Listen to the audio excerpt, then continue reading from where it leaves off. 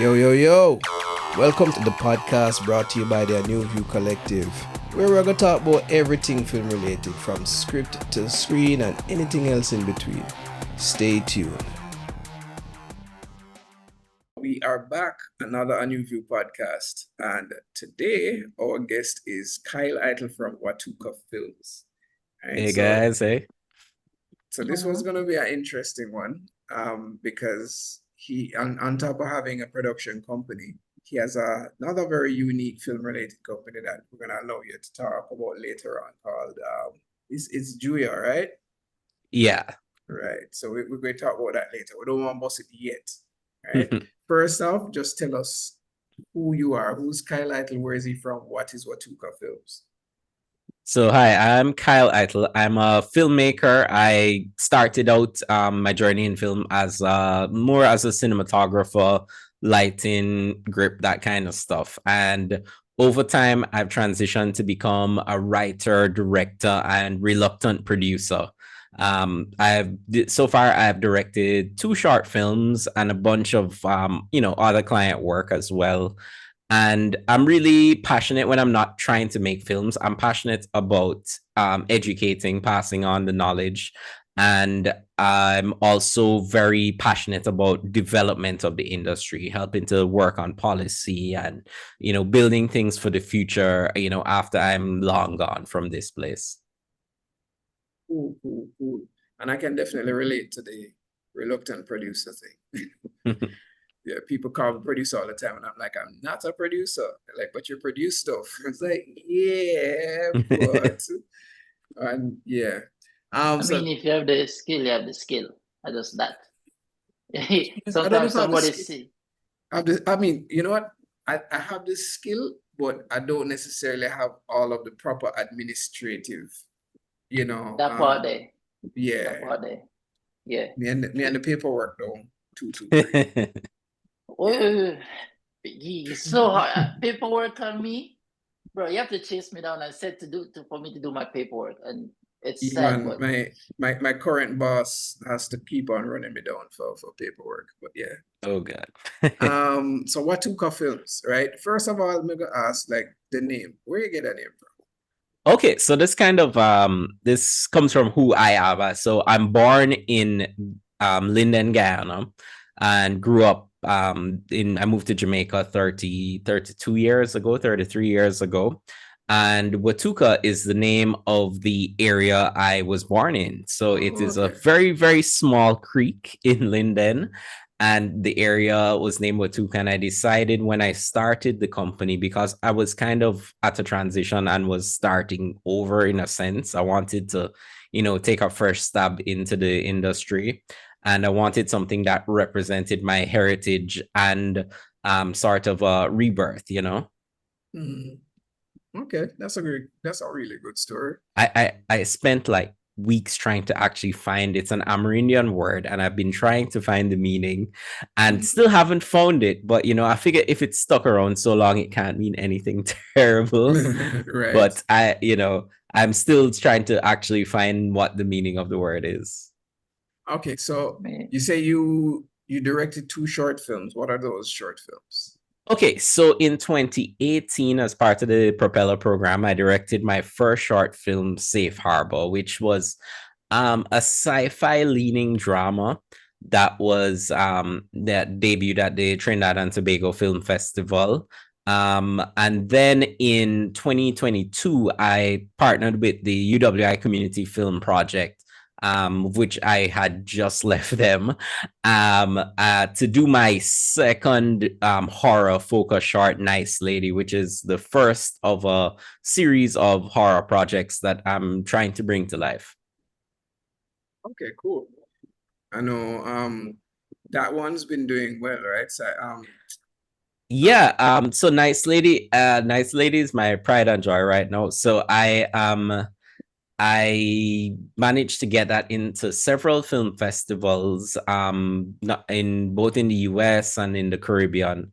And it's really kind of found a life in terms of the female audience, because I've ended up with quite a few screenings where women come to me and women said, this was really, this was really a little too true to life, even though I literally made a duppy story to kind of, as kind of a way to talk about the real issues, but without actually getting into any specific details about any one real life incident. I would, when I've seen the film quite a few times, and one of the things that I keep hearing from people, and I have the same thoughts, is that it could be a feature. Like, do you have any plans of turning it into a feature? Oh, so Or a series? so it has to do with so my creative process with it specifically was that it came to me as purely a short. And as I was developing the script, I'm like, what's a cool part of a feature film, a horror feature film specifically, that part of the horror movie just before you get to the title card of the movie, where that it's in Scream when Drew Barrymore gets murdered, it's in Halloween when the kid young Michael Myers kills his sister, that kind of thing. So I decided as I was doing the rewrites to structure it like that opening montage before the title card, which is actually why the title card of the short comes at the end of the movie. Oh, okay. That's interesting. So I have not finished a script for it yet, but I do have one in the works specifically for that.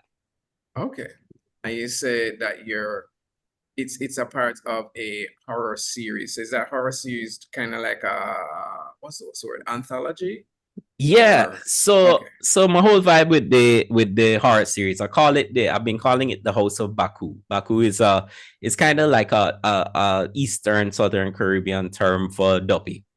And I've been looking into one way I've been learning about my own culture, indigenous, my Guyanese culture, my Jamaican culture, and stuff is going through our various, ghosts and spirits and demons and stuff that we have in our various cultures. And I'll be using them to draw on them to tell stories in the modern day in the way that we, kind of use those creatures as cautionary tales. So the House of Baku really kind of takes different current social topics and aspects and meshes them with these kind of legendary creatures from our own culture. So and then I'm going beyond that as well. So actually the second project that I'm working on in the House of Baku is not really a supernatural one, but it's more a psychological thriller called Blackout. Okay, sounds good. It sounds like John Kuno. Yeah, so John Kuno has been, John Kuno is one of those things that I have been researching to see what inspired it, what can I draw from, and you learn the commonalities of how those cultures developed as we spread, our various people spread across the region. Yeah, because we also have an anthology too that's on the back burner right now for a while, but the name of it is John Kuno, and it was supposed to be basically like you just said, like you're using the traditional things, but you're building like a modern day story around traditional things. Traditional stories and characters that we have, Anansi and whoever and so on. Yeah, and I think it's so rich. We focus so much on Anansi, and I think the rest of the mythology that we have is so rich and really cool. I grew up with a book of Amerindian tales, which is just a book of duppy stories basically.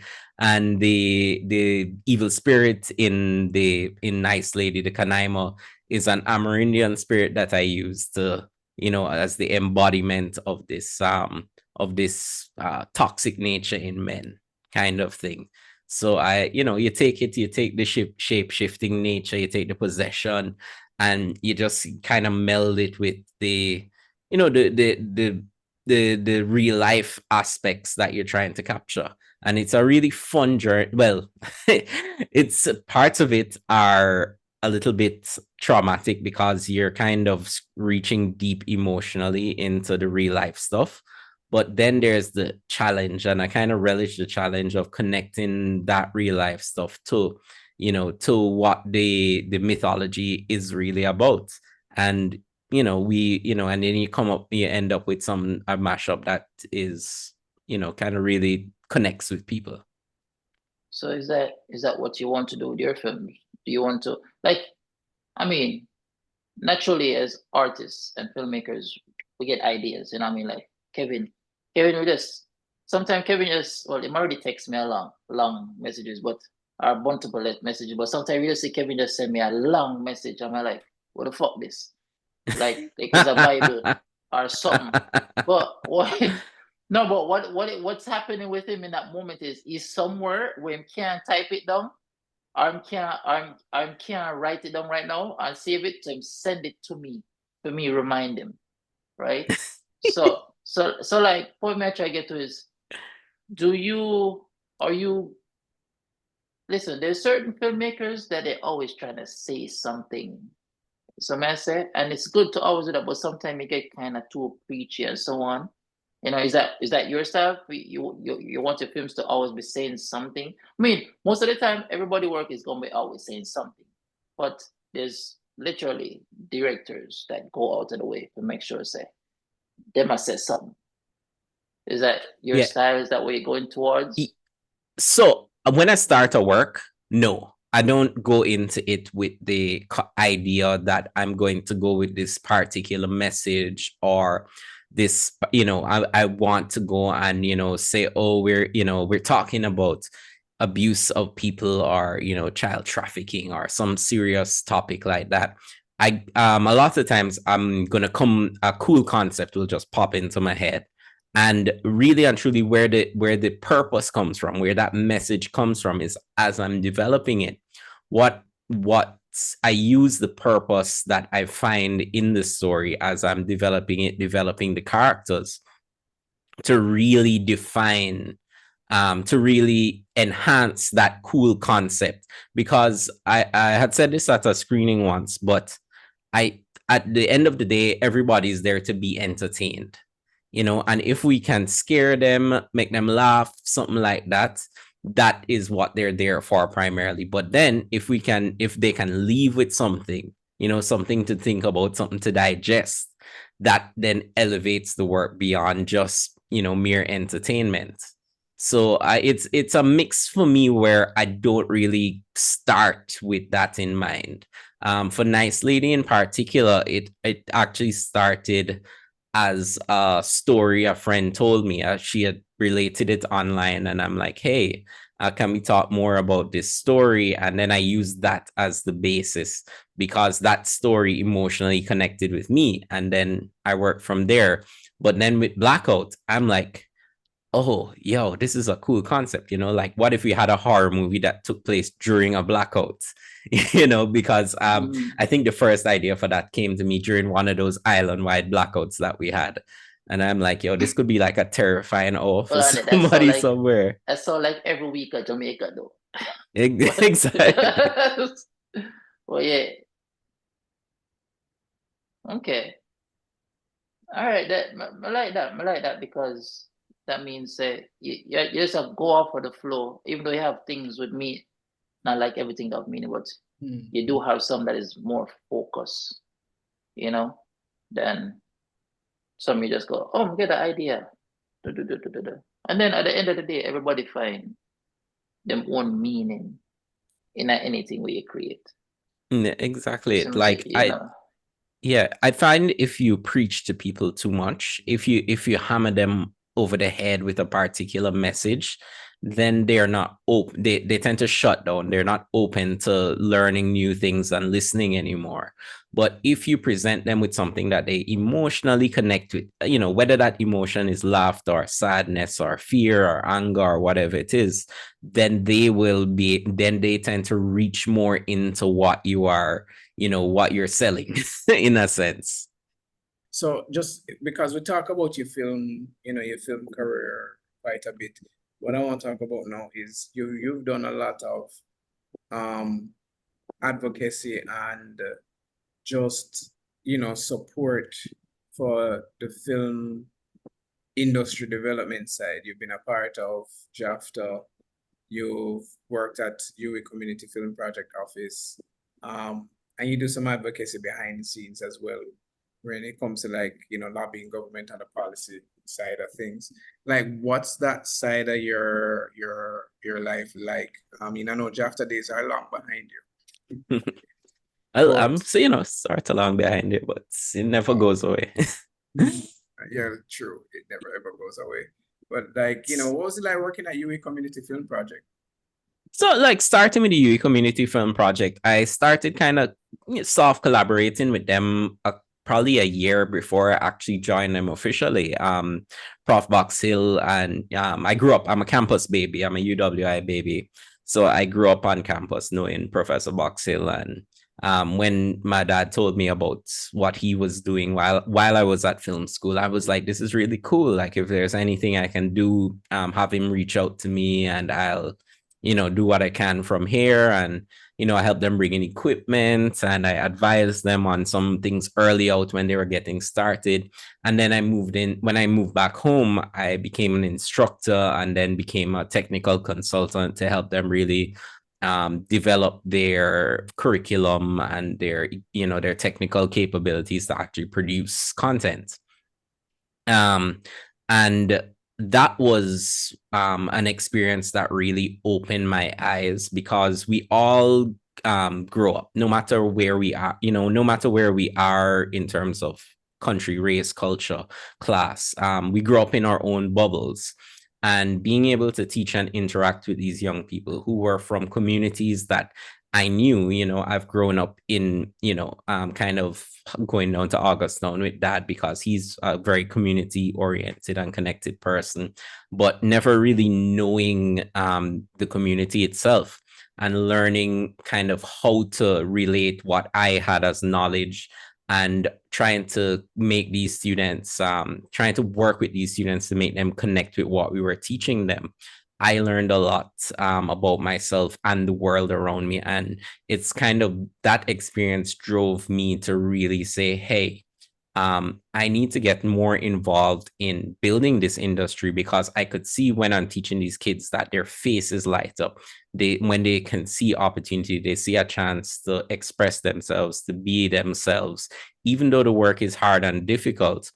And if I can work to build something that that can make more young people, give young people the opportunities that I had growing up, because I consider myself very privileged. I'm not from any excess amount of money, but I had parents who were resourced enough to send me to film school, to allow me to have, before I got into film, to allow me to have the opportunity to have a career in theater and live entertainment before that.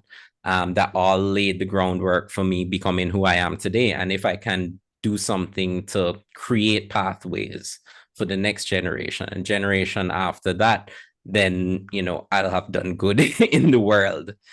So that is what these are all the factors that added up over time to really drive my work into industry development and policy. And around, I think it was 2015, Kevin, when we were all dragged into that conference room at Ministry of Tourism.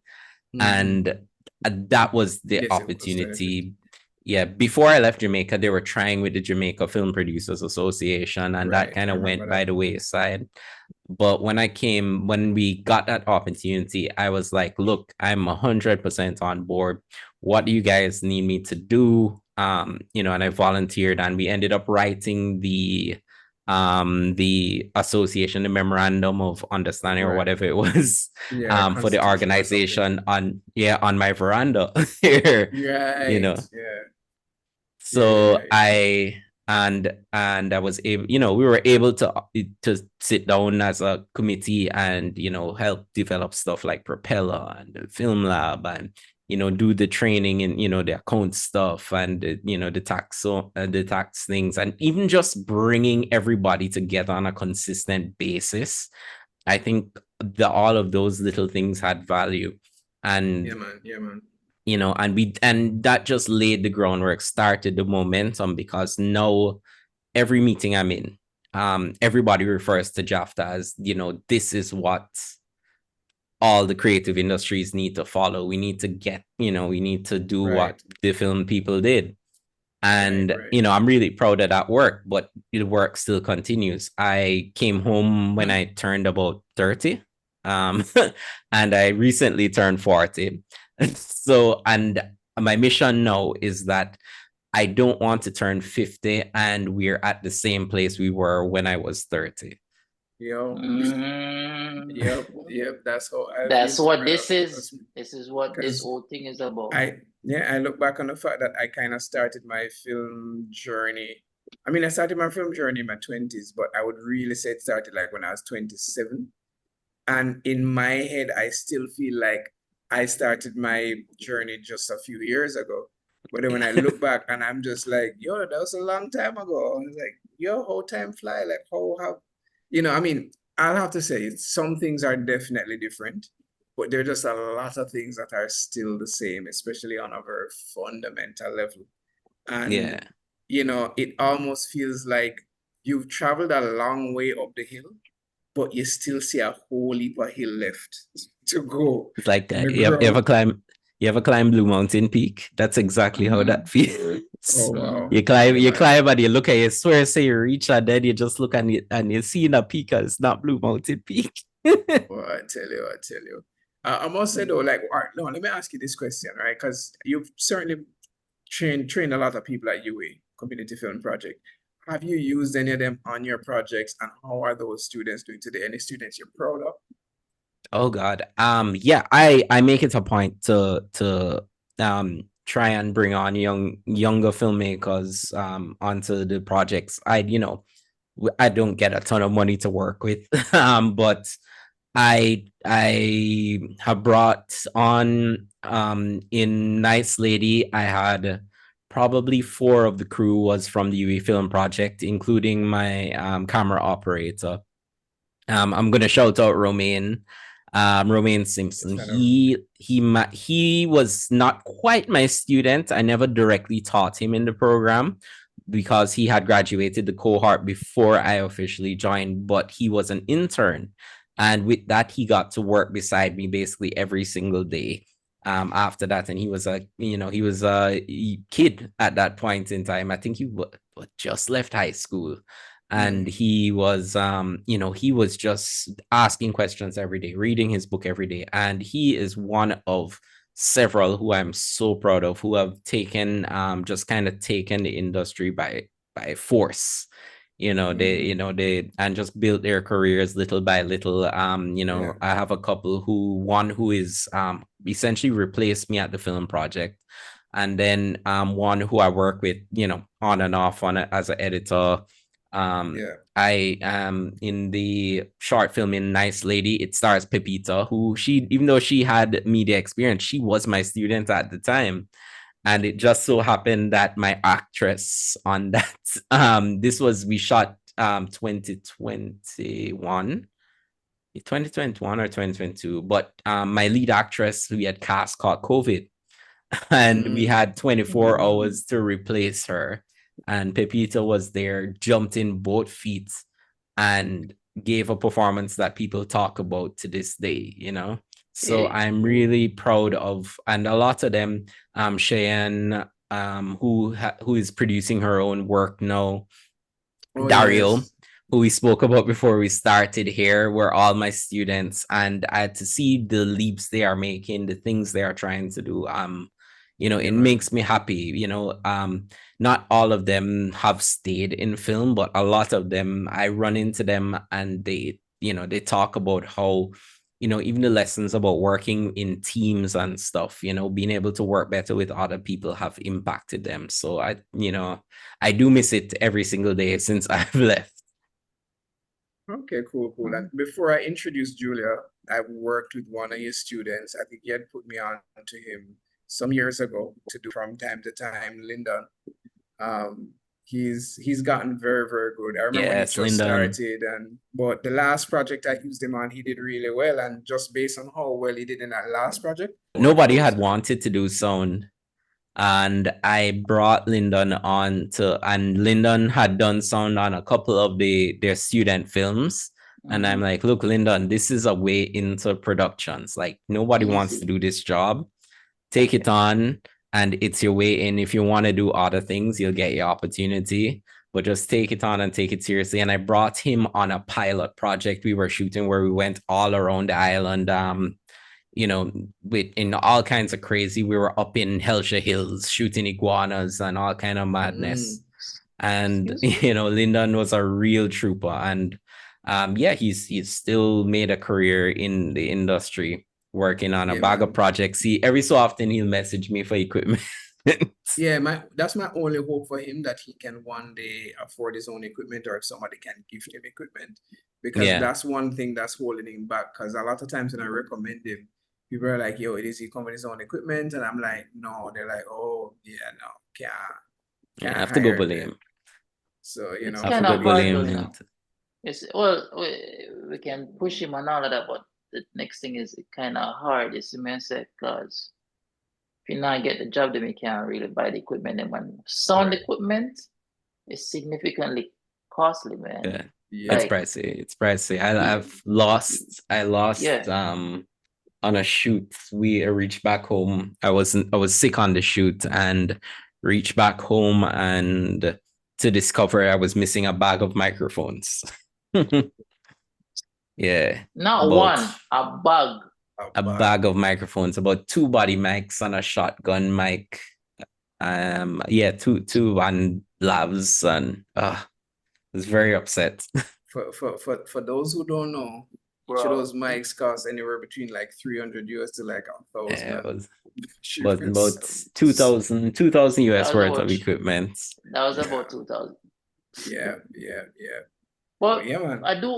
I am happy to hear like you did a teach film, and you know what I mean, and bring people. And I like how you say you catch on to the dude that was like applying himself and asking questions and things, because when it comes to filmmaking, it's those people that make a difference. So may I say, if you have to beg somebody and I try hold them on and I try, bring them on to things or so on, sometimes that's just a waste of energy. I better you find that somebody where want to do it and them don't know what them do, and bring them on and them can learn faster. You can teach them that somebody would think them know them do or know them want to, but them not give the energy towards it. So that's a nice thing. Now the question I want to ask you is, I got it wrong earlier when we started. I said you guys are from Upper St. Andrew, you know what I mean? But when they're in a Mona area, so I think I figured it out. When they're in a Middle Earth, St. Andrew.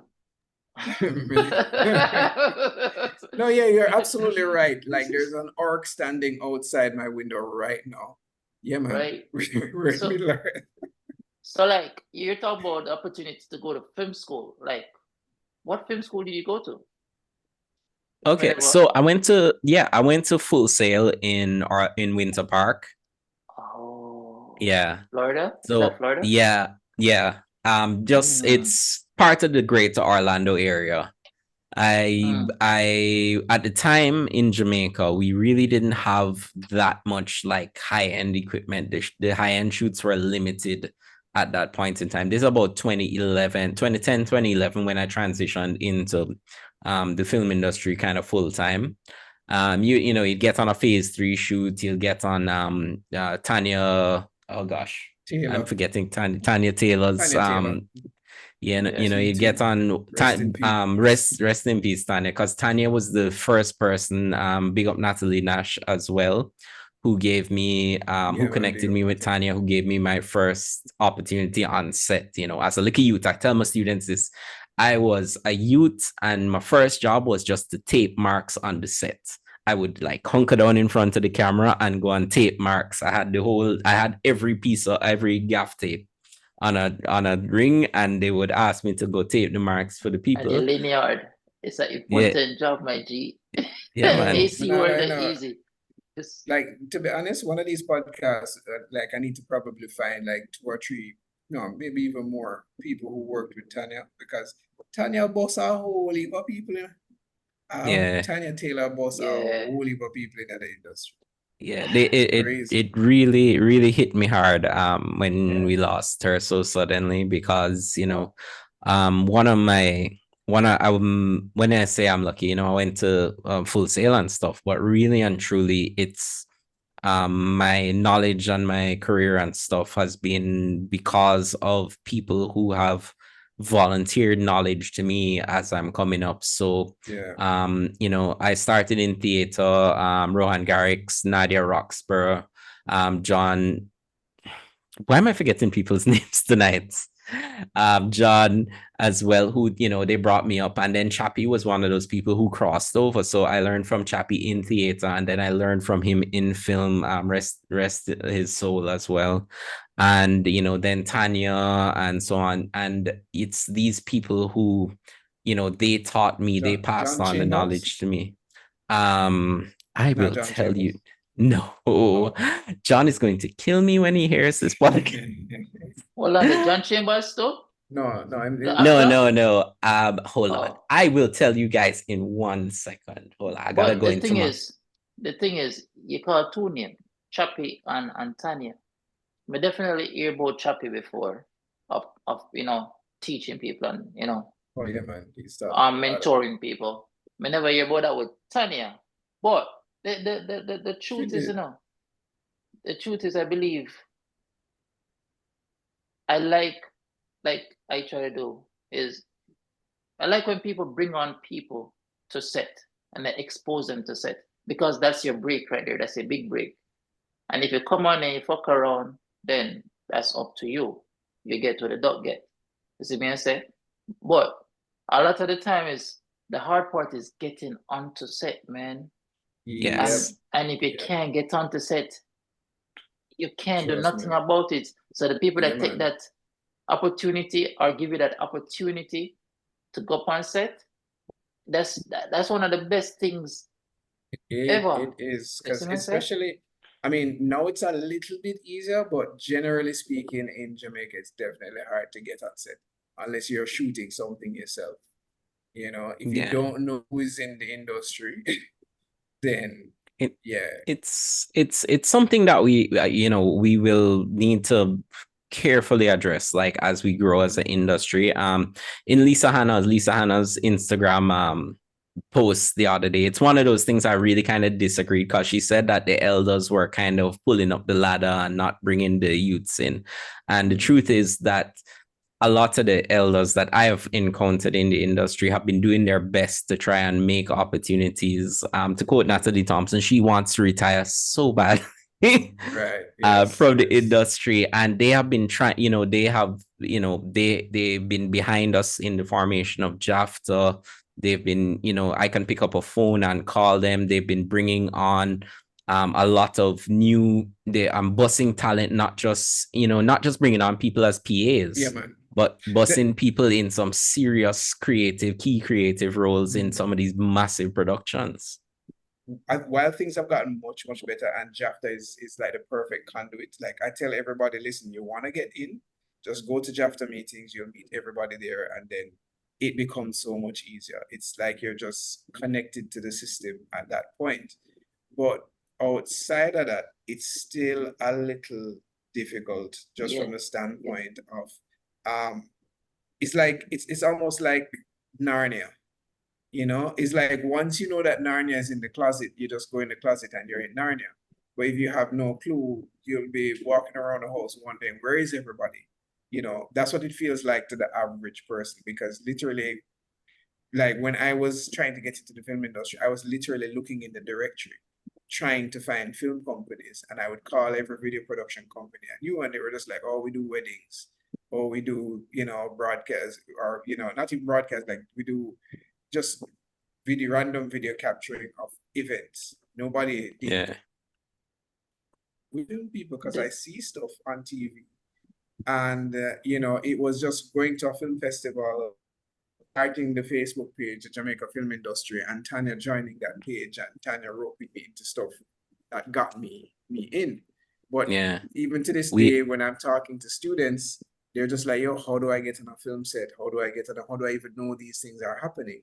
A lot of times films get done here and people don't know how to get access to it. And right now, the only way is like, all right, go join JAFTA or WIFT, talk to everybody there. At some point, a project will come up and you can find a way to get on it as long as you talk about what you do, you know? So it's still, from Elisa Hannah's point of view, I can see where she's coming from. If she joined JAFTA and came to JAFTA meetings, she'd probably see it differently because she'd be on the other side of the Narnia closet, you know? Mhm. Yeah. It's more the, So Yeah, so we need to work at it for sure. It is, Yeah, you know, we need more and as the promotion. opportunities grow, we will, you know, we'll grow. Like it was like we do need people. Like it's so desperate. We so desperately need a platform to, you know, grow more talent in every area. I remember 2023, I was looking for just PAs and one gaffer. And I was on the phone for about 2 days straight, just trying to find people. And eventually I got four students fresh out of Carrimac to work on this production, you know, big international production. So the more, I think it's something that, you know, we need to work more to break the walls on more networking opportunities for the youngsters. Right. That's why I said, like, the JAFTA just bringing people together on a consistent basis is a big step. So And the thing with that for me is, you know, so first of all, when we did hear about JAFTA, I'm a see JAFTA, I just thought JAFTA was for Upper St. Andrew. Real talk. And enough people thought that too, right? Until you start realizing anybody could be in JAFTA, anybody can be a part of JAFTA, but that's not Right. really it.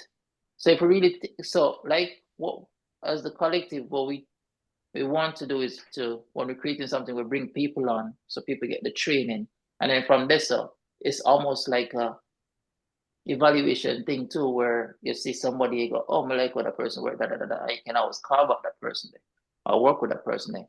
You see what I say? Or they can work with you on something else, and then we give them another job on something else. We help them develop. You see what I say? But if we do, me get lucky because me live in Hollywood. I'm gonna come down there during the pandemic with a skill. So basically, I'm a DP, but I can AC. So when we start AC, we start get AC work, and then when we start operate, we get operating work. But that we just get lucky. Also, when we forward them, I had people in the industry when we know already, like Gabriel and Darren, we probably can get me onto something. So may I say? But for the people who don't have that, we have to big up people like, as you said, Tanya, rest in peace, and Chappie. But I don't know Chappie. I wasn't here for Chappie. I didn't know Chappie. And let's not forget Asha. yes. Asha will pick up people from gas station and off our road, all of the place, the cassava piece. Let me tell you something. You see, like how with Shortlist, they honored a lot of stalwarts in the industry. Like Asha need an award. Like Asha, Asha, I don't think anybody out here can say they've done a major personal project and Asha's equipment is not involved in some way, shape, or form. I was But let's not only say Asha. Let's not only say Asha, because on Asha phase 3 too. No. No, in the family you talk. We're talking about the other half of Asha. Oh, the other half, yeah, yes. That's true. That's true. Sahai. Sahai undercover, but she do things. No, that is true. Sahai bring me on a music video when me meet Sharando. And when them call me and ask me to do the video, I say, yeah. And when me go, I'm see the camera. It's an Alexa camera. I never built an Alexa yet. Come from Panavision and all of this. Bro, me no know how what happen. I build the camera. I don't know how I build the camera. Obviously, I know camera, but I build the camera, everything good to go. You'd never know, so I never do that before. Yeah, right? man. But as you say, Sahai gave me the opportunity to get that job there. I'm Yeah, never, we can bring them I'm on the never, show. and I did very well on it. I'm gonna get more things. You see me I say? Yeah. But Yeah. people like that, And- and as I say, phase 3. Well, what we did I try to say earlier was we have Asha, Sahai, which is far right, right? And we have phase 3. There's certain ways to get in the cause. If you go phase 3, you can get in under like what you True. call it? It's like a we have a friend there, girl. Well, she did like a what you call it? Apprenticeship, internship, right? And I think you can do these things at also the lab and all of these things. You know what I mean? Yeah. you can. Other than that, sometimes you know somebody, and it's.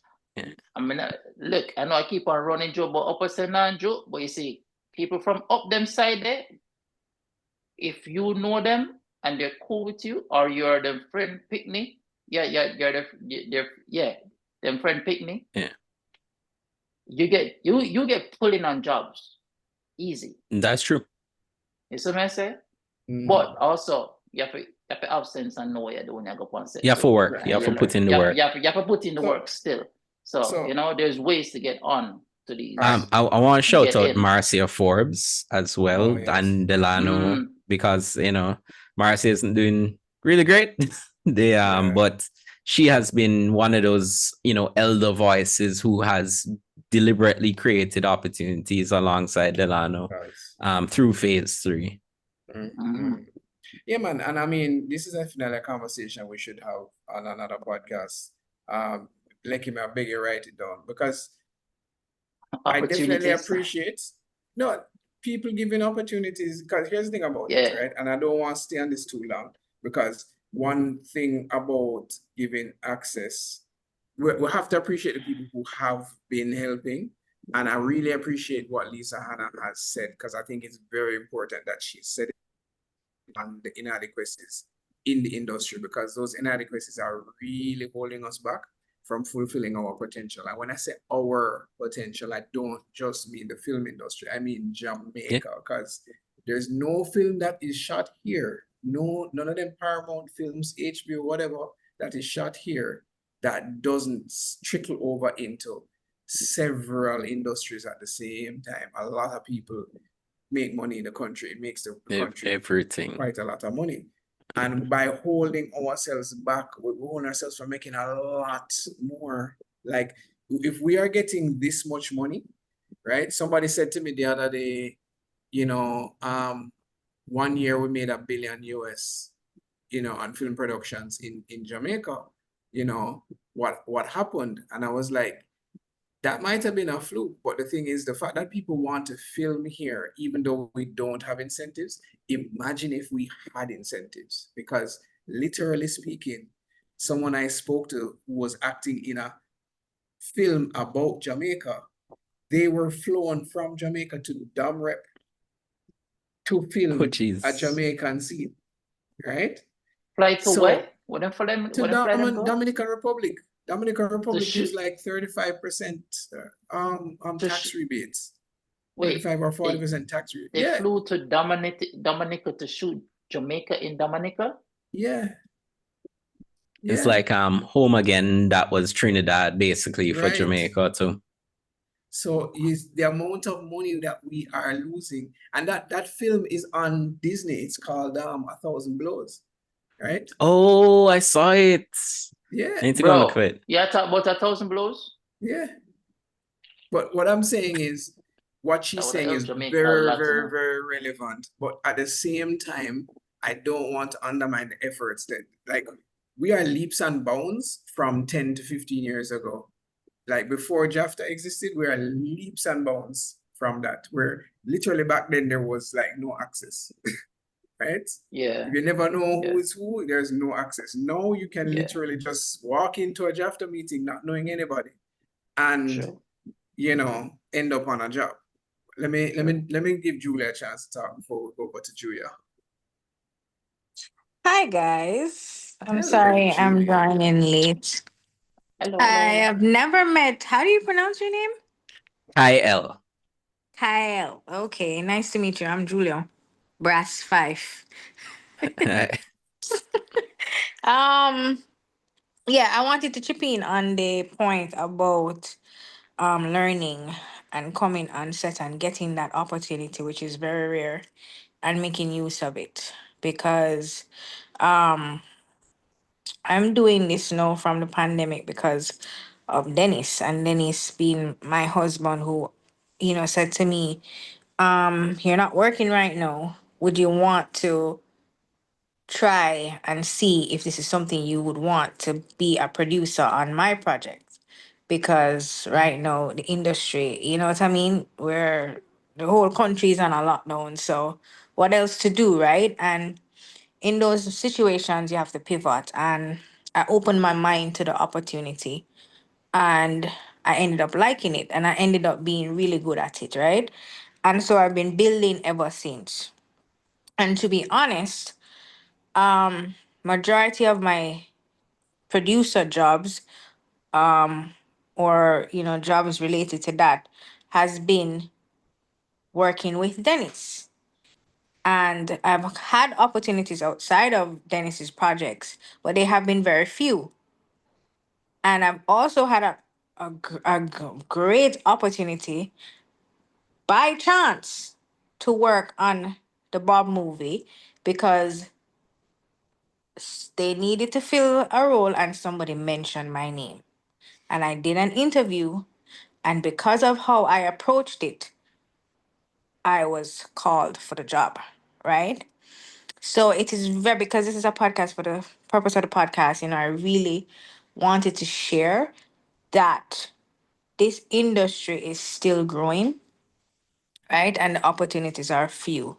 The opportunities are few to get on these big projects. The opportunities are few regardless, because one, there's so many people trying right now to get in, still to get into it and to grow, even though they've been in there for quite some time.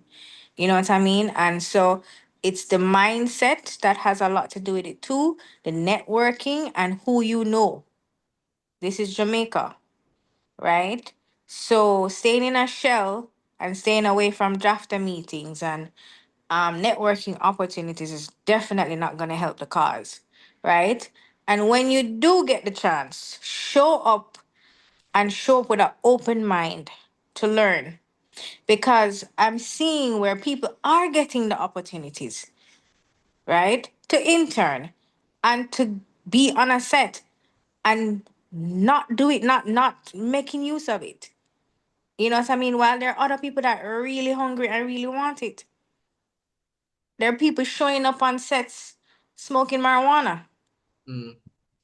because the artist is smoking marijuana. Because the artist is smoking marijuana, it doesn't mean that you, the PA, should be smoking marijuana, or it is okay for you to be smoking marijuana. You know what I mean? And so the people as well, while we're bringing up people or giving people opportunities, we also need to guide. And we need to have those tough conversations too, right? So people are attracted to the industry because of how it looks. You know what I mean? It looks good when you see directed by, and the roles drop, and the credits drop, and you know what I mean? You hear, oh my God, this is on BET, this is on Netflix, this is on this and da. But if you're not coming with a level of professionalism that these overseas people are coming with, right? This is Lisa Hannah talking about growth and investment. These people are not gonna bring millions of dollars to us if we don't know what to do with it.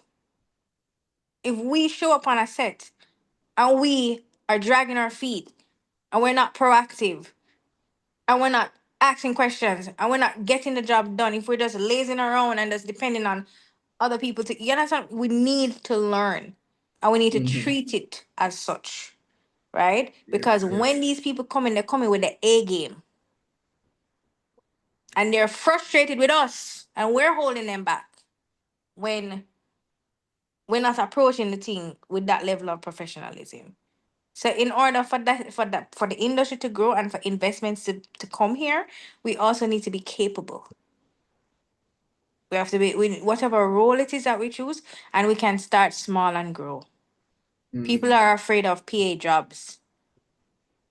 Right now, my role is a PA. My role is a PA. And let me tell you, I got a call back from my last job on Bob, and I got a call back because of how I approached that last job. You know what I mean? So anybody Yeah. watching this and thinking about, how to level up or what if they want to do this or whatever, you know what I mean? Do it with an open mind, and do it with the mind with the mindset to learn and evolve and do what you need to do behind the scenes, not just when you get an opportunity. Them always say, what is that saying about Be stay always ready, ready. stay Yeah. ready so you don't have to get ready. Yeah. And Right. look, something about preparation meets opportunity. Yep. Yeah, and yeah, opportunity favors the Opportunity prepared. meets preparation, exactly. So my preparation all the from COVID till now has been working with Dennis and using that as a stepping stone, doing the masterclass, the thing them that the courses them that Lecky always telling us about, using YouTube to learn things. You know what I mean? Looking at other people and how they work as well, right? Just this on this job, I sit with a production with the production coordinator in my department, and I didn't have anything to do, and I sat with her and I said, "Show me how you do this PO, how you do a PO on a system." I'm learning, you know what I mean, from Yeah. her. I'm not sitting down So and waiting for somebody to say, "Come and shadow me." No, I'm I'm being proactive in my position, Right. where Right. people are even coming to me to ask me my opinion That's on good. that's things. our Making names yourself are valuable. trust. Making yourself Yeah. valuable.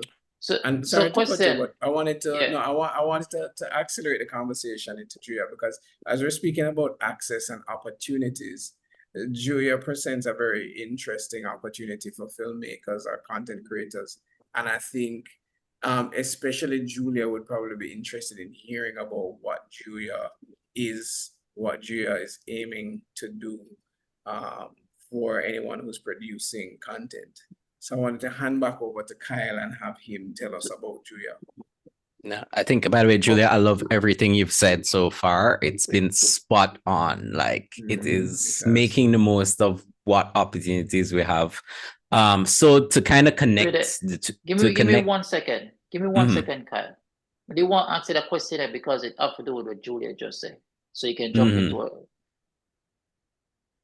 This is the next thing. Everybody want to be director and DP or just the fabulous shit. And nobody want to actually learn the grunt work, right? So question, when you're teaching filmmaking at these colleges or wherever you're teaching, are you teaching from the ground up? Or are you just a teach director, DP, writing, da da da da da? No, I'm 100% a belief in ground up. I came up through theater as a youth. We live in box, we hang in lights. We doing all we in the theater, cleaning lights in the week, that kind of thing. So, and that is, to me, that is going through the steps is not just about paying dues, but you learn an appreciation for everything along the way.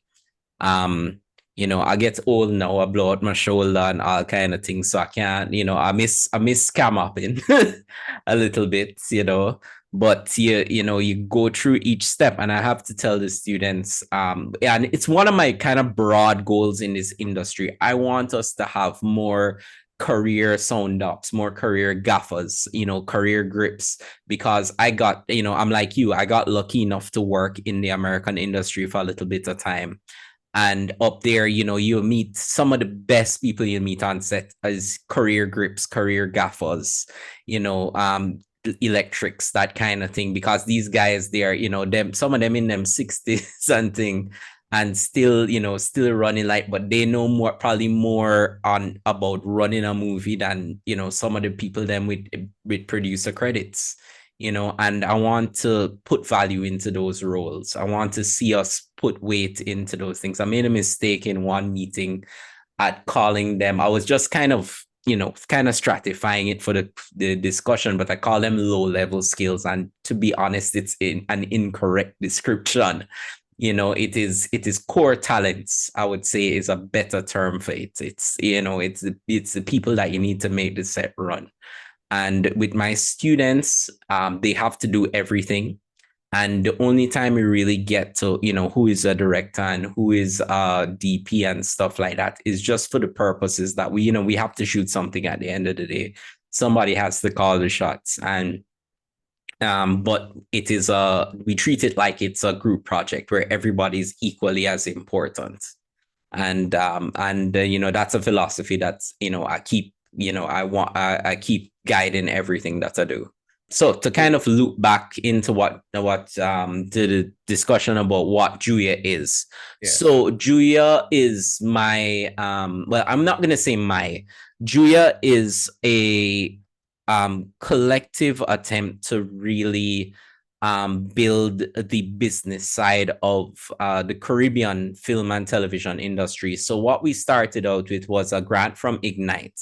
And we used it kind of as a Trojan horse because we know people like to hear software things.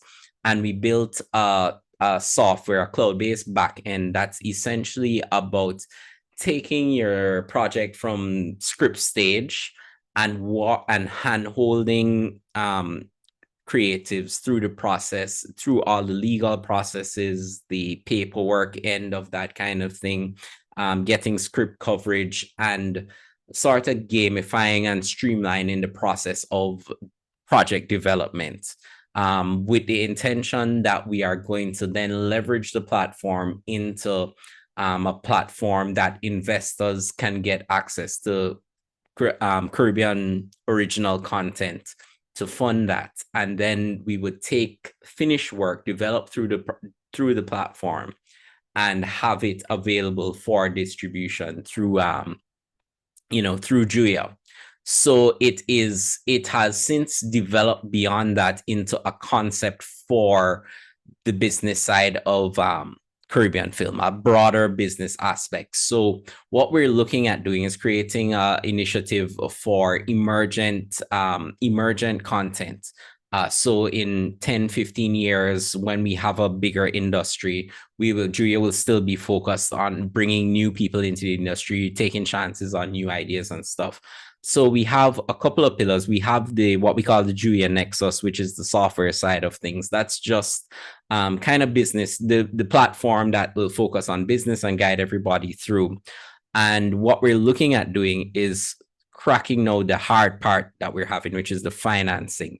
And to do that, we are working on developing a program called Julia Start, which is a venture studio that will actually train what we term creative entrepreneurs or studio leads, who are going to be the kind of guiding forces behind creative projects. They themselves aren't the writers or directors, but they are the ones who the writers and directors will go to say, hey, I have an idea.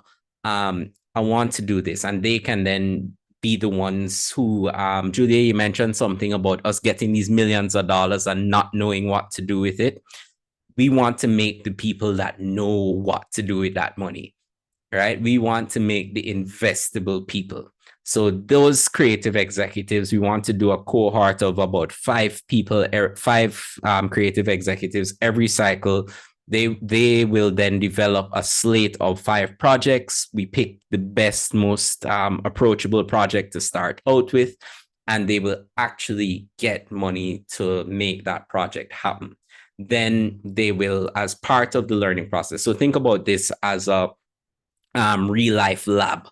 So they will be seeing that project through from conception. They'll be working with the writer, working with the director, working with line producers to develop, budget, everything, get it to a shootable state. Then once we make that assessment and say, yes, this is ready to shoot, they will shoot. And these things take on different forms. So it could be a pilot episode, or if it's a feature, we're going to shoot that low budget feature to start them out. and then we will take that. Their next job is to take that to market. Whether we're getting them into the Berlinales, the AFMs, that kind of stuff. We want them to be the ones to know that whole process. Right now, we have maybe a handful of people across the Caribbean that can really do that with a project. Everybody here, I don't know if everybody knows, like Rob Mailer, who he is kind of the guiding force behind Storm right now with Sprinter and the new series. So we want to create more people in the vein of like a Rob Mailer who can see a project and know the business runnings that it takes to get a project to the audience. So that we're calling that program Julia Start, and then Julia Start will work alongside some our kind of infrastructure. So we're looking to sort of bring our production resources into a vertical. So if you look at the big studios in the world, the Disneys, the Warner Brothers and stuff, they are these massive verticals. They own everything from, the production houses right through to the streaming services. So we're not really looking to do the streaming services, but everything in between. We're looking to have to build out our own capacity at every single level. And because of the scale of our industry right now, it'll involve bringing everybody on board under this umbrella to really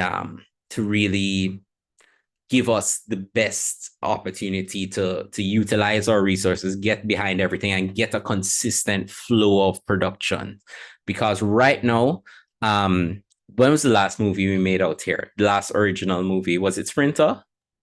I think was the last big budget original.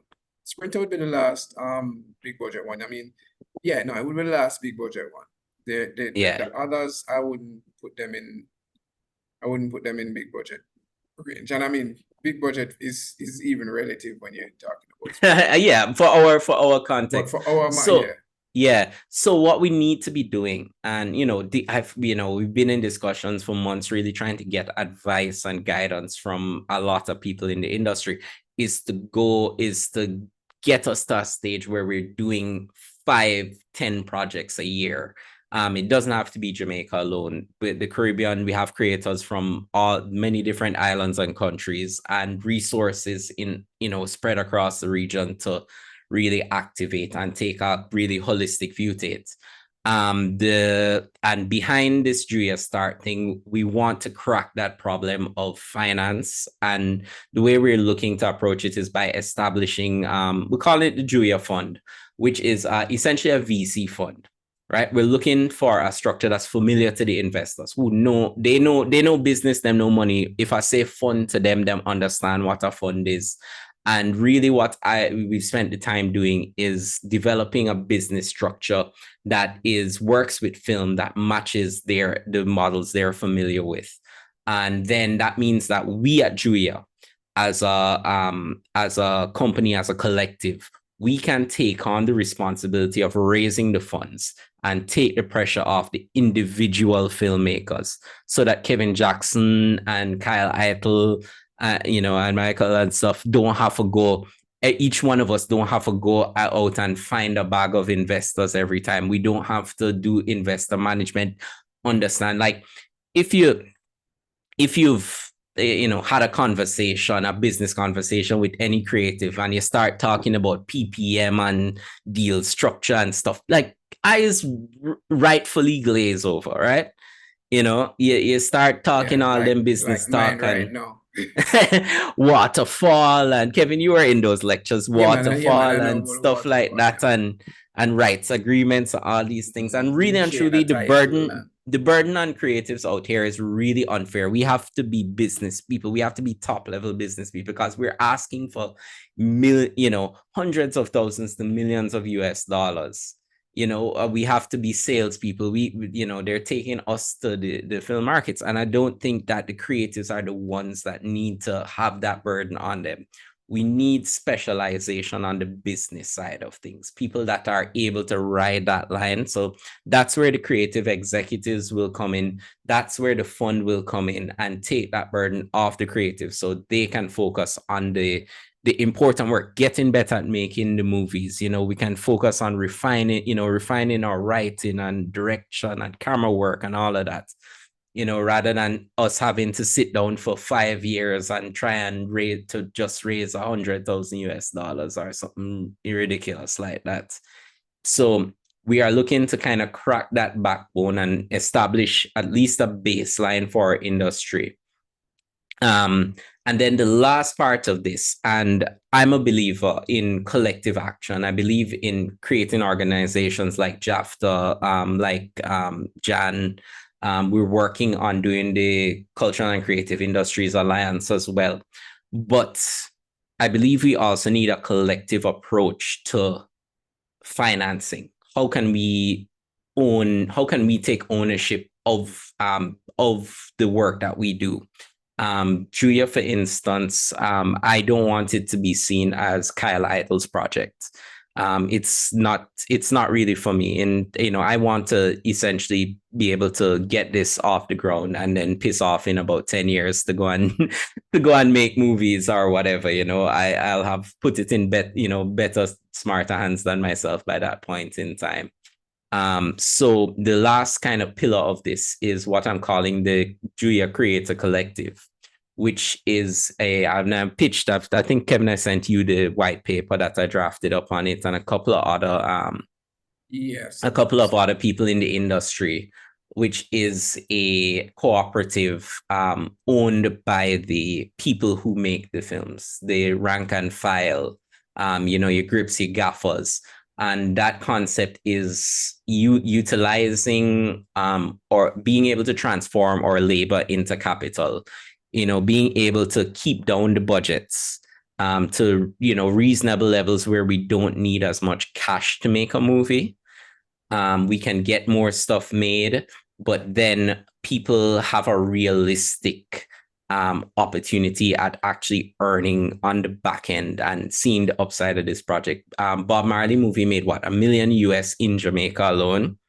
Mm-hmm. None of our creators out here are seeing a dime of that.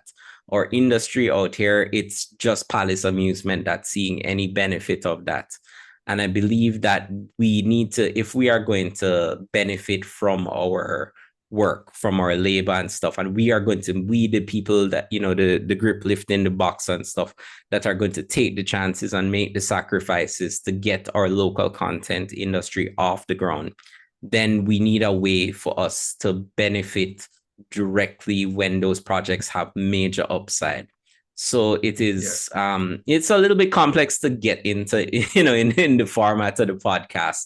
But really and truly, that's the last pillar, so that cooperative will become part owner in Julia as well. And, eventually it will become a self-sufficient organization that will, be able to, will actually be able to provide funding to movies down the road, and grow and provide benefits to the people in the industry. We can use it to fund health insurance, life insurance, all kinds of benefits and stuff for the players in the industry. So it's, it's my friend calls it big, hairy, audacious goals. But I think, what I'm working on right now is to formalize the partnerships that will, form Julia, and then get the people in the industry on board with the idea of a cooperative. As I'm trying to break the backbone of the fundraising, we're completely in fundraising mode right now. We have a pretty big target of about $3 million US that we are looking to raise this year.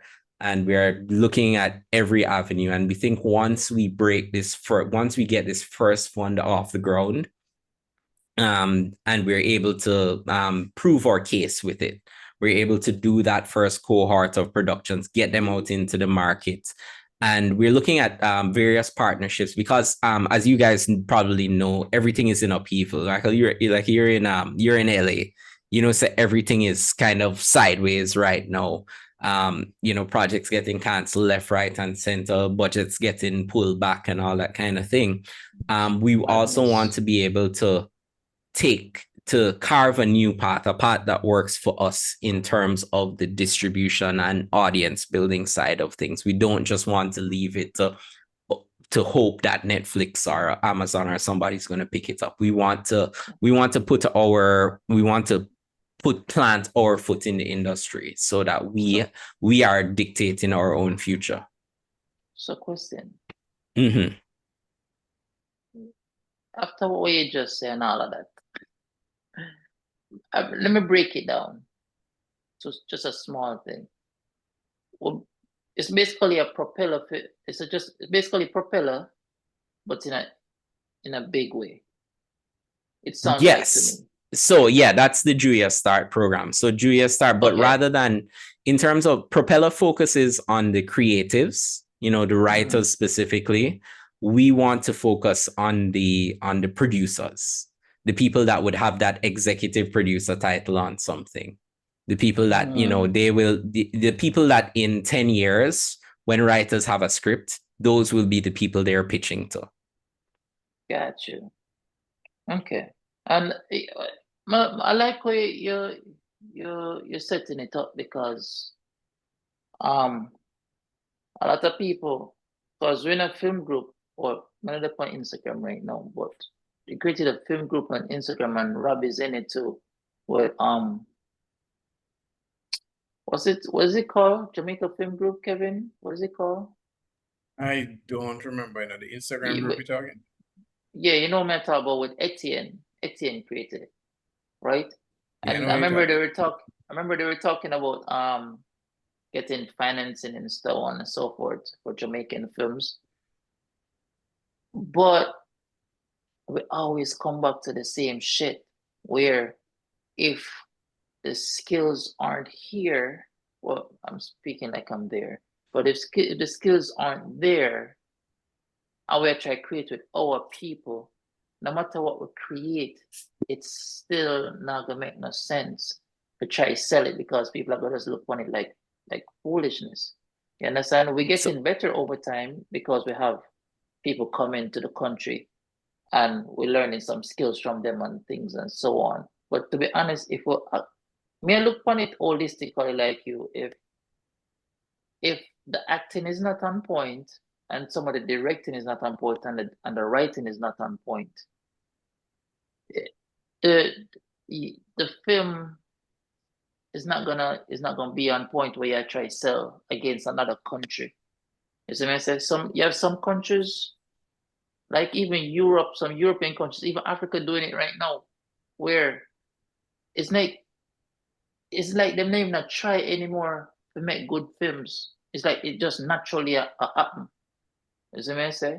I'm gonna feel like for JA that don't happen, and who can possibly do that? It's probably like a Storm Salter or somebody. See what I say? I can possibly just naturally create something with just solidly good. See what I say? There's Kevin too, and other people, but the names of me on top was like names of their road. You see what I say? Where you will, if you get that 3 mil, you will give Storm Salter a 1 mil to make a film or a show or something. So it is something that has come up, and the only way we're going to get better is if we make some terrible stuff, to be very honest. So in order to kind of combat that, one of the strategies that I am a big fan of is the idea of constrained budgets. So in terms of Julia and Julia Start, we're definitely not looking to give a Storm Salter $1 million. It's something that we discussed with the JSDI too. It's come up in discussions as well that we shouldn't really be looking for the $1 million projects right now. We're going to have a bandwidth belly in a sense, and work with some smaller budgets. I'm talking $200,000, $300,000, $500,000 US dollar budgets, and really focus on getting the best we can do. You have right now, you have tons of creatives, some international people and stuff, that we can work alongside to get the best quality. Mentorship is a big part of the vision here. We've had discussions in the past in terms of like heart training and stuff, and bringing down people to mentor, bringing on experienced producers, experienced directors to do the training, to work alongside.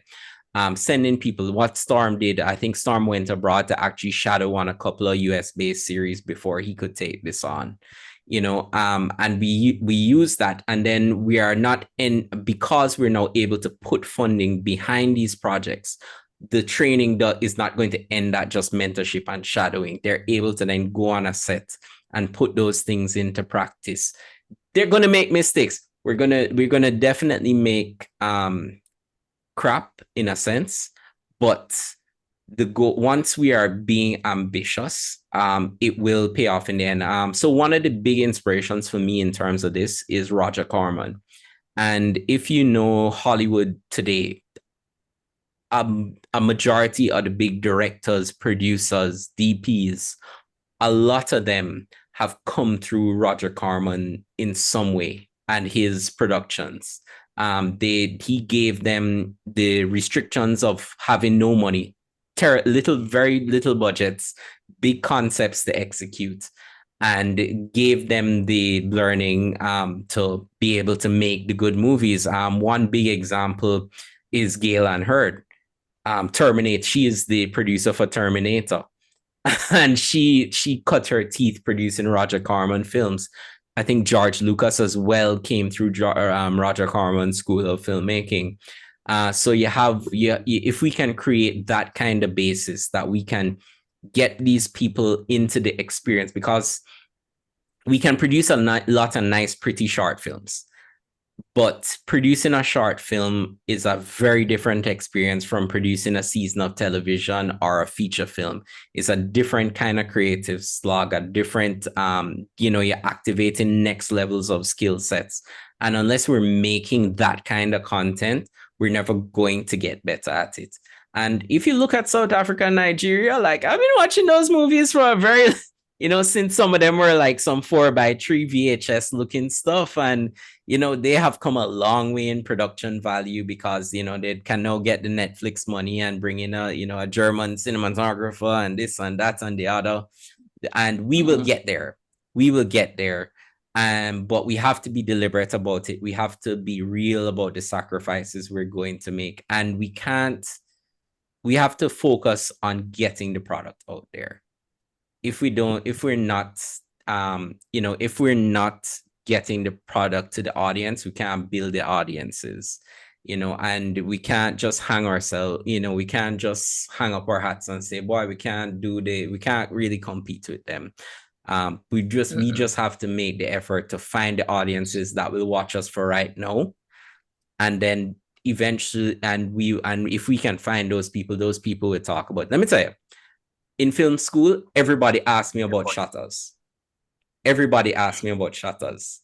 I had never seen Shutters to that point in time, right? I had not seen Shutters by the time I went to film school. I ended up going home and watching it after it. And, and Shutters is not the greatest movie in the world. The people that worked on it have told me that they wrote that overnight. But it has an audience out there, and if we can just get the stuff done, get it out there, we find our audience, we build that audience, we build our skills. And I definitely agree. I agree with the mentorship point, and as well as I think it's incumbent on us in the industry currently to understand where it is at, and to understand that we need to pull people up and we need to guide, because that's the only way we're going to push the skill set forward. Because if people aren't willing to be open to teaching or guiding or mentoring, then it's going to be way more difficult because one, the opportunities are very few as it is already. So to get film students, all right, from Karimak or wherever they're coming from, and then into onto a set, if it is already so limited, you know what I mean? How are we going to change or shift that? You know what I mean? It's gonna take organizations like JAFTA to play a little bit more of a, what do you call that now? More of Active. an integral active role to put a program like that in place to say, hey, we're gonna take internship seriously and properly integrate these people into projects or whatever at whatever level. Because I don't think we need to wait on a big project. You know what I mean? We don't need to wait on a big project because they can learn anywhere. Once they are willing to learn and to take it seriously. So I think it's a lot of just us pushing this forward or helping and collaborating and understanding that it is not just for now, but for the future. And that we have a responsibility as players in the industry right now and who are there, and to know that, okay, this is the vision. So your vision, Kyle, with that, program that you just spoke about, I think it's important to get it out, get the idea out, and get everybody on board to collaborate and to understand what you're trying to do. Because then it's very positive and it's, yes, it sounds good, and yes, we need this. We want this to happen. But then you are going to be faced with the people that won't buy into it. You are going to be faced with, unfortunately, peopling who are just gonna Our knock it people, down, yeah, our people would think that them should I do it, that they and should be those doing like it. that. The Yeah, bad mind. You understand? You're going to be faced with people who said, "Shut that not gonna way. Yeah, he's not the only one that come with this. I've heard this before." Da da da da da. Yeah, And that's you're gonna have to push through, and you're just gonna have to find the people who are like minded, and you will attract your people. You won't get to everybody, and everybody won't buy into it. But the people that have vision and the people who are forward thinking will support it. You know what I mean? So just like how you promote, we're promoting a product, you're promoting this. You have to go full fledged into promoting it, and everybody else on board understands that this is a vision and what we need to do at the grassroots level, because it's the grassroots that is gonna grow. exactly. So yeah. yeah, it's just us again. Like I said, I can't stop saying it is important for people to share their knowledge, share their skills, and be open to guiding and teaching To add in order to for us to push this forward. what Julia said, I've been saying that. Come back from what I just said earlier. It's when they created that group and they were talking about getting stuff produced and so on. That's just the icing on the cake, That is literally not the cake and the base of the cake. And you know what I say? The whole thing will make the product good. If you put on the icing and say yeah, go sell it or find distribution.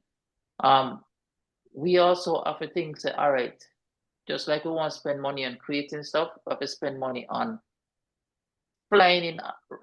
Right now we have Sharando. I don't know who else is. We have the guy from Jollywood. We don't know who else was serious actors like that, that's teaching actors seriously like that. But we have to find people who can teach some acting, who like really teach people some TV act, acting. screen acting, yeah, Yes, screen acting. We and need to, directing as well. yes, and writing, and these are the things we'll get to it better. You see, right now, you see, creating an image, a good image, are the simplest thing, bro. Like when we shoot like short films and things in other collective, Yeah, they look so pretty, right? it is Yeah. no, but because it's the simplest thing to do now, because we have that skill there. So the only thing that we always not fight, we always fighting to get is story, story, Yeah. story, story. Because no matter what, the story of foolishness, it's what I say. So Yeah, we have to, and part of that is being able to produce things and put them in front of people, because until we have the kind of the sanding stone that is public criticism and being able to, because right now we have so few films, we have to celebrate every break we get, and we aren't able to necessarily as a public put, really criticize our own art. And I think that once we start getting that churn, getting those opportunities for people to produce and learn and make the mistakes and see what resonates with an audience, what doesn't resonate. Because like for me, screening my last short, my fiance was asking me, why don't you want to go to your screening? And I'm like, you don't know what the insides of me feel like right now. And good feedback is great and awesome and that, but it is the people that are able to, put an eye, the film reviewers coming and saying, I really like the action, but this storyline didn't work for me. This character didn't work. Seeing what people talk about you on your film afterward, sometimes, I don't believe in picking winners, because there's a ton of, stuff out there with that I don't get at all, but people love, but we're not going to discover that until we are doing the work ourselves. We are putting it out there and figuring that out for ourselves. And I have faith that we will get better. And as you mentioned, mentorship and training and stuff, one of the things, and the involvement of JAFTA. I was recently at a presentation, a research symposium for Heart NSTA out here, and they are, I think, a critical institution in terms of carrying us to the next level. And they are now embracing the apprenticeship side of things. So they've recognized that we have a large informal apprenticeship system, which is kind of how, Julia, you learned on set and stuff like that. I learned a lot of stuff informally on a set, on a stage. And with them embracing that, it's an opportunity now, because we've had this back and forth discussion with Heart since I was on the board with JAFTA about formalized training for the industry.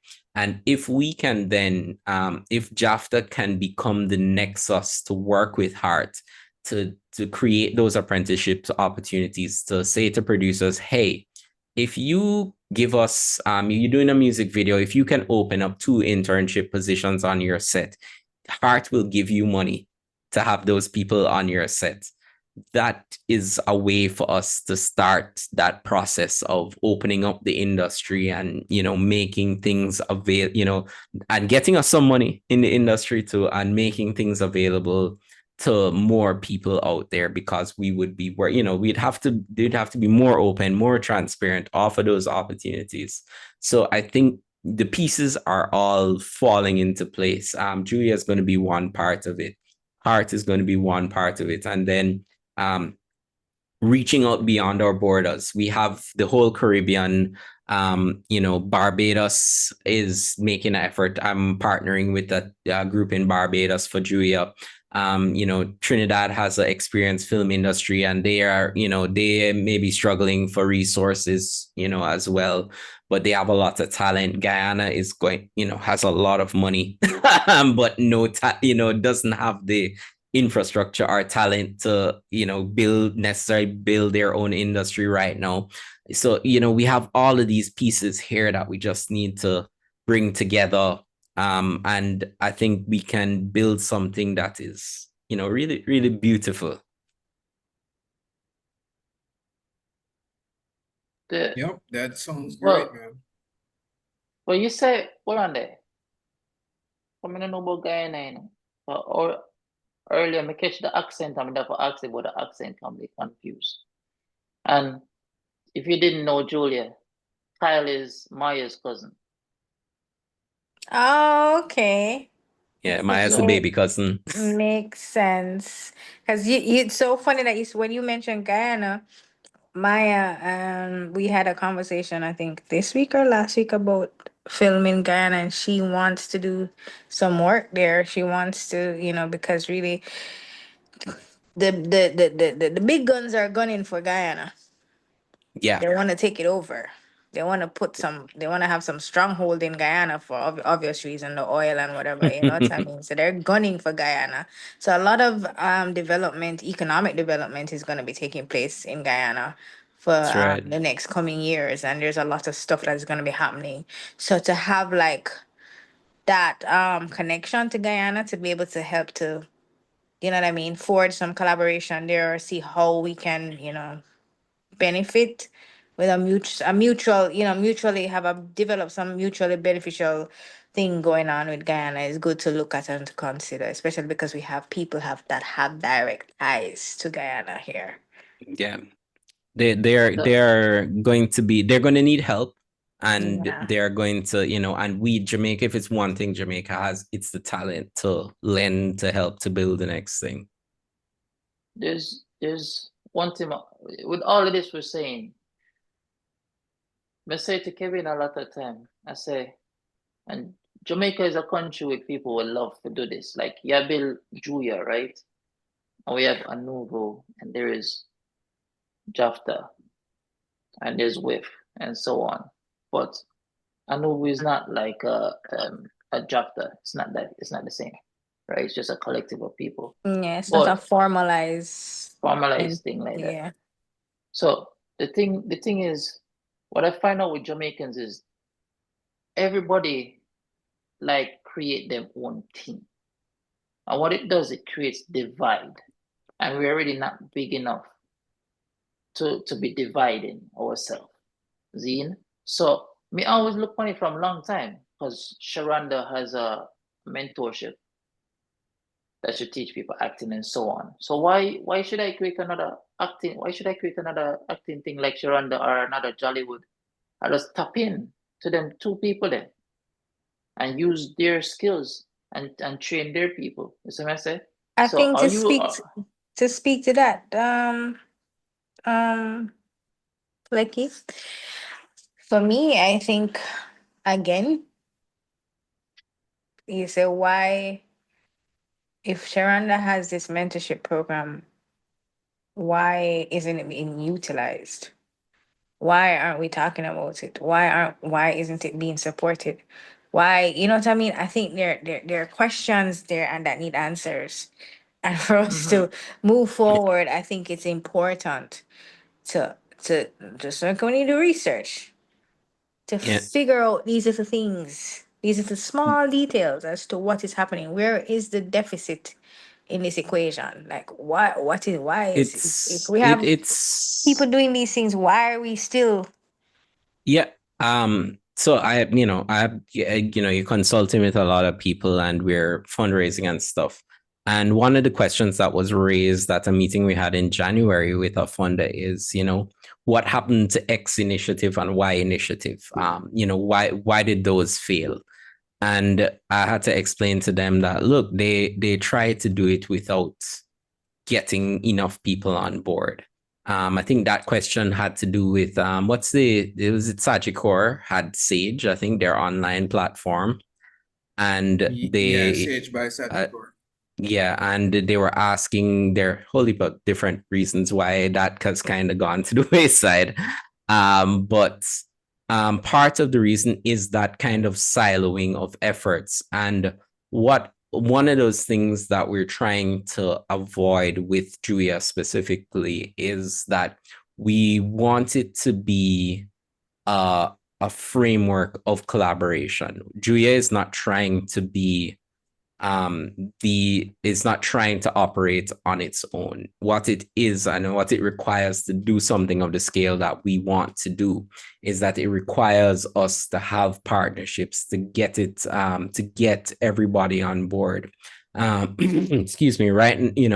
We're in conversation with like Rob, we're in conversation with Cinecom, We're in conversation with Future Barbados, out to the office of the Prime Minister in Barbados.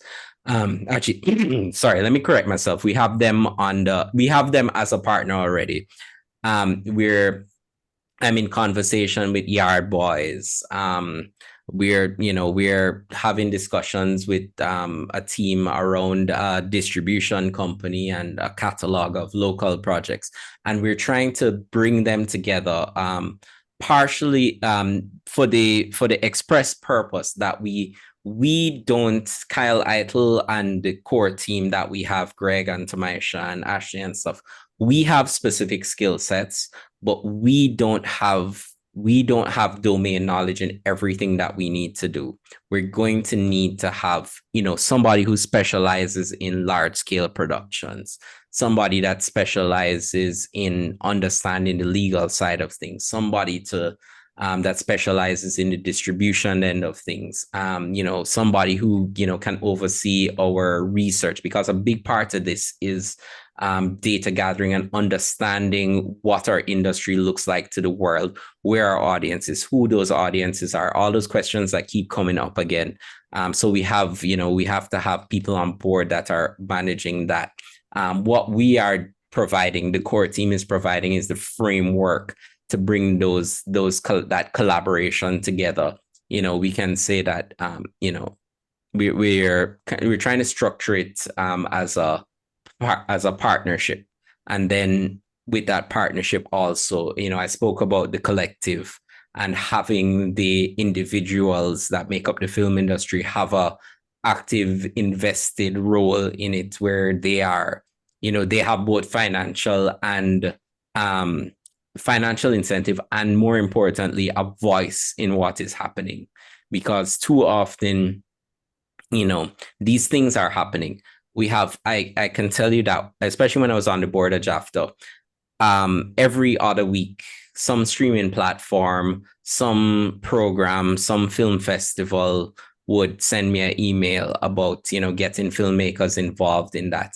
And a lot of the times, very little consideration was actually given to the voices of the people in the industry, and it was just just wanted to get their work, to make money off of their work, and that's not how we're going to grow as an industry. We have to, the people have to have a say in what we're building. They have to be able to own it, and we need to get in every form. We need to have everybody on board for Julia, and for Julia to work and our industry to work, because I see Julia as that initial stage, that nexus around which we will be building everything.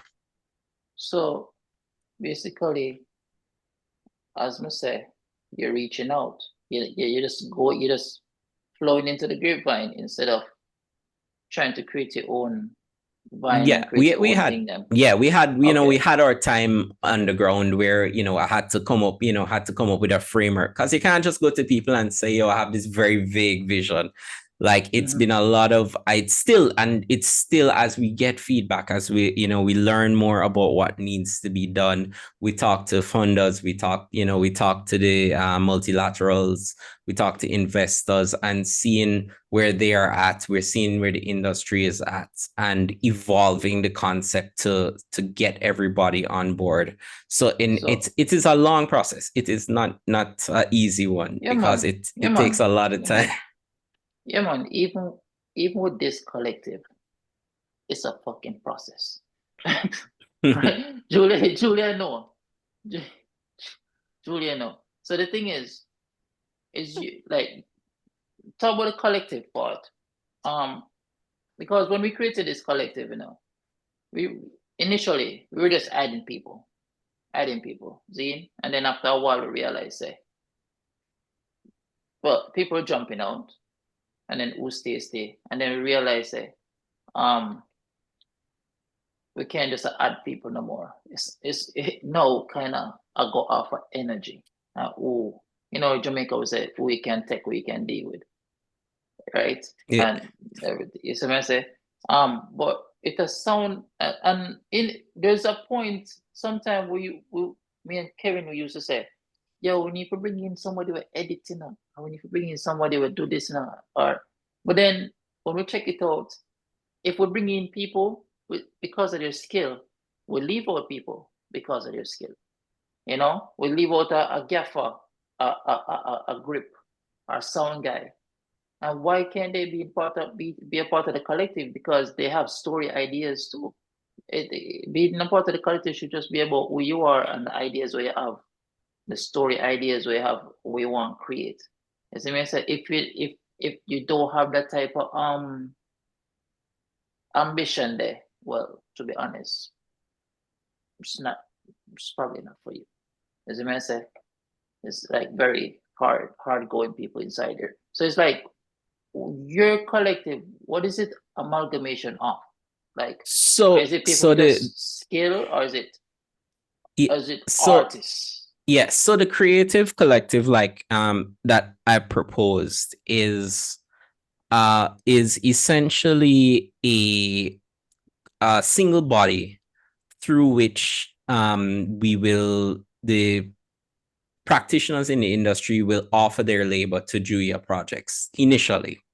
The idea being that those creators, we're not going to be able to afford to pay the budgets of a One Love or our international TV project. We're trying to make as much local stuff as possible within the bounds of the money we have available. So it's going to require sacrifices, lower rates, that kind of thing. Generally on independent projects, when you get that promise of, oh, can you give me a lower rate? And I'll give you points on the back end. But 9 out of 10 times those projects, you never hear from them again. Right? I can tell you, I've done, you probably worked on dozens of somebody pilot here or there or something like that, right? No. Yeah. I shoot a documentary though. I'm a bridging, put that in another way call it. Say and get a back end.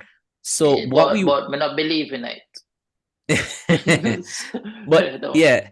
So the thinking behind it is every project in our industry, the success of every project is built on the previous project before it. So the idea is that if people become a part of this cooperative, they will be operating within a set framework of rates that are lower than market rates. Market rates being what, say, a Red Stripe commercial would pay you for the position or international production, right? That difference then becomes the equivalent of a cash investment, like, into the production.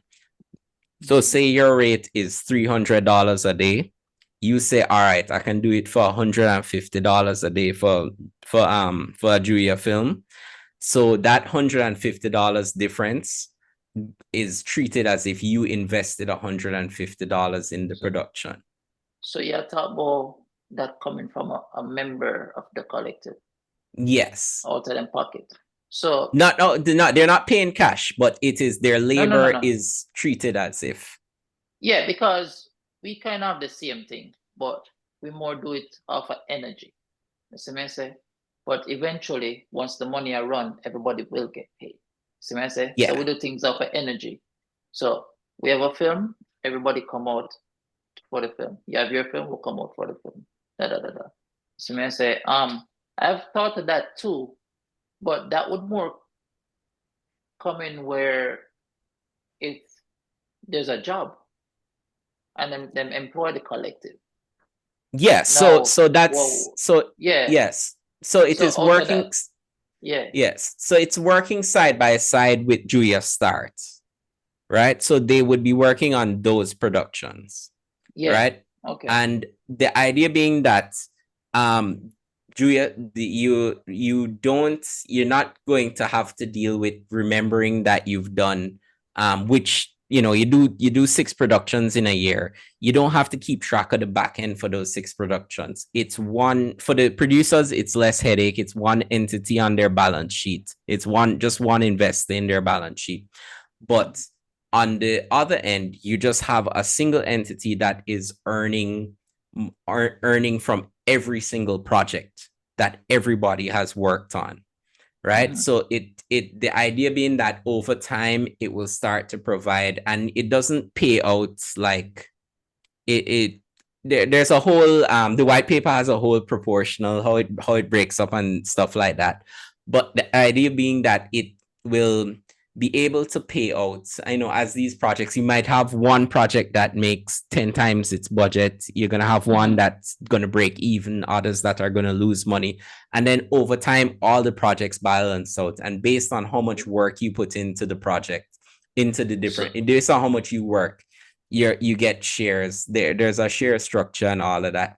And you get paid out based on those shares. I like that too.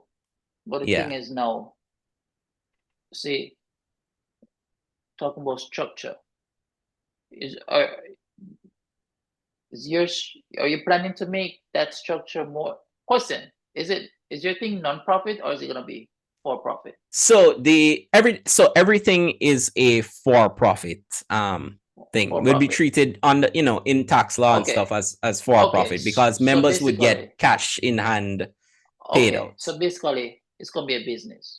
Yes. Okay, because we didn't need to understand that per se where your brain is going or where this is going. Because in my brain is, if they were to do something like that with a collective, what we would do is, and everybody get paid. I would say the same thing, like you said, take a percentage, but the percentage does not go towards no one specifically.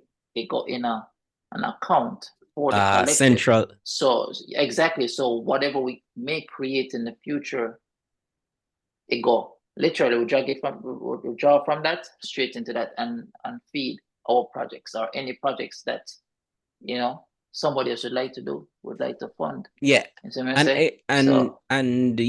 then the idea is that over time that cooperative would grow to not just earn from projects, but be able to invest in everything in the film industry. So if say M1 needs investment, it can buy shares, it can own shares in M1, it can own shares in Palace Amusement, and it becomes and then the cooperatives work like this. The entire cooperative gets to decide how that money is used. So over time, as it accrues, value, as it accrues wealth, it'll be able to do more. So it is. The idea is to concentrate, is to have the industry, the people in the industry, the day-to-day people have a base of capital. So they have a say in their rates. They have a say in their earning and seeing the upside more directly than we do now. So me have a bone for pick with you. And the crazy thing is, the bone I have to pick with you actually helped me out today. I'm going to just figure it out. And I'm actually irritated. I'm going to spend money now. So I go for your website, Zine, and then I say, what the fuck is happening here? There's no image. No, don't say nothing. I said, there is no image here. So as we Jamaicans, as we filmmakers, sometimes we don't read the fine prints. We don't read the the manual. Someone go say, let me read what them said on the front page. What your thing basically said was move your ass and fuck off. See the youth are set up in page. Come back at a later date. Is he? Oh, which site is that? Is that Kaiel.me? No man, what your website for your company? Oh, Watuka Films. Yeah. I'm very bad at updating that site. I need to sit down and finish the finish the front page. Bro, I was wondering what's going on. I'm gonna say no work on the page at all. Yeah. So, but what that did to me now? So I'm gonna go pre my page, bro, for some reason, and I never pay my Vimeo. Oh gosh. All I'm a video them. When you click them, it's like video is no longer available. We talk about offline. But go check in on my Vimeo, the video them not there. So me say, the man them delete my video them. So it did, I see that with you, brought me to go, oh shit, my shit got fucked. So That's a very good point that you brought up, though, because just like Jamaican, one of the pet peeves for me and Jamaican business is that they list a telephone number, and when you're calling, you cannot get through You to don't this get it. business to get any information. So let this be a start now for everybody here and everybody that has work and that has projects and has credit to make sure that they have some sort of platform where people can go and see their work, including myself. I think I need to create now a producer reel. I do not have that. So if somebody asks me for my what, you know what I mean? I have nothing to show, So it which is is not so, good. So this is also yeah. things that we have to, the little things that we have to work on as a group. But guys, Kyle, it was very nice meeting you. Guys, thank you both. Thank you you all see for she has having signed you me. out. You see she has signed you out. She knows how to come off. It's very Yo, All interesting, right. your idea, and I'm happy that you're sharing it. And I want to see more of this idea evolve and you doing more Definitely. to spread this idea. I will sit down and link it from Matuka Films, but if people are looking for more information, we'll be posting. I've started to do regular articles on LinkedIn, on blog.julia.media and Medium. So if you search hard enough on most things, I've come off of I killed my Twitter account today. So they'll be able to find us, and we should be starting to post more on Instagram as well with the Julia Media stuff. Okay. brother, you sound very, very well articulated with things where you do. Sound like a politician, you know, in a good way right now But we until we won't see the get into future. politics right now. Right? But But I like how you talk. We have to bring it on to talk about some more things about the industry and so Yeah, on. man. I am always ready See and me, I say, available to talk. and I'm happy to meet you for the first time or see you here for the first time. I don't know if I've seen you at shot list or something before, but Possibly. happy to meet you Yeah, man. and see you in real life when I fall to Jamaica. Yeah, man. Definitely. Julia, you want to wrap us out? She probably go a prayer. I feel like this is my first podcast, like since I've. This is your first podcast. So what do you normally do? Yeah. Oh, yeah. That's what we normally do. Yeah, do you have I a? mean, we're over 2 hours now, so we just normally just sign out and do something nice. Channel your husband. Say something that he will say. Well, I don't know what. It was a great conversation, and I just look forward to hearing more and seeing the progress of and the evolution of this idea. I mean, everything has to start out from somewhere, right? And um, I applaud you, Kyle, for stepping into this. You know what I mean, and trying to get this idea moving and to bring people on board. So the more we have these discussions and the more we try to push the industry forward, it's going to take all of us, not just you. And you're going to find that you can't, you're going to need the support of everybody. People. Exactly. Thank you So, guys so much. I yeah. really enjoyed this. This was so chill and fun. Yeah. So I just wish that, we got more open minds and more open conversations that people will just be open to it, because I feel like, I mean, being in the industry and seeing what it is, it's already limited opportunities, limited everything. And sometimes our human nature, sometimes we make things a lot more difficult than they need to be. And I just hope that, you know what I mean, in our little spaces that we impact and our little groups and our little conversations that we have with people, that we continue to just push positive energy and positive, you know what I mean, thoughts and positive ideas, and just push that and just, you know what I mean, just focus on that. So again, thanks for the time and thanks for sharing, your idea with us. Yeah. According to Thank you. Kaiel, what that's under my nose. I'm out. I'm out. You Later, take it right out of my guys. mouth, literally. You take it right out of my mouth. Wow. Yeah, All right, bye, guys. Y'all have a good night. Rest up. Take care. All right, bye. Mhm. Thank you for listening to the A New View podcast. Please do not forget to like, share, and subscribe. And if you want more information on today's episode, check the show notes below if you are on a podcast platform, or the description if you are on YouTube. See you next episode.